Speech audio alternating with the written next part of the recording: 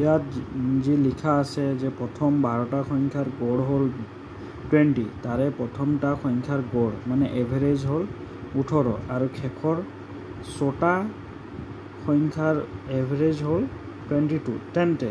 যেটো 6 নম্বৰ পজিশনত থকা সংখ্যাটো কি হ'ব যেটো ওলাব দিছে এতিয়া আমি এটো ওলাম ইয়াত যেনেকা 12টা সংখ্যাৰ গড় হ'ল 20 এতিয়া প্ৰথমতে আমি এই 12 টোক 20 ৰে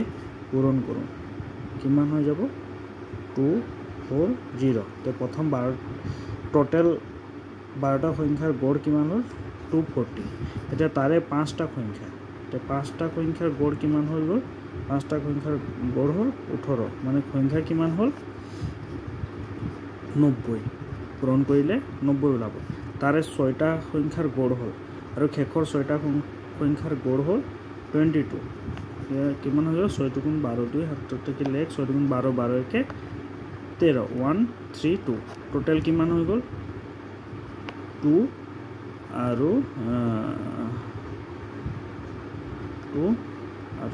2 ইমান হৈ গ'ল তে মুঠ সংখ্যা কিমান আছিল 240 তাৰে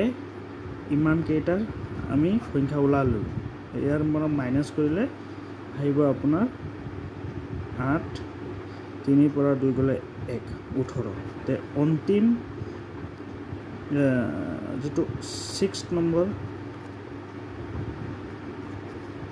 সংখ্যাটো হ'ল 18 এটোৱে হ'ব এনসাৰ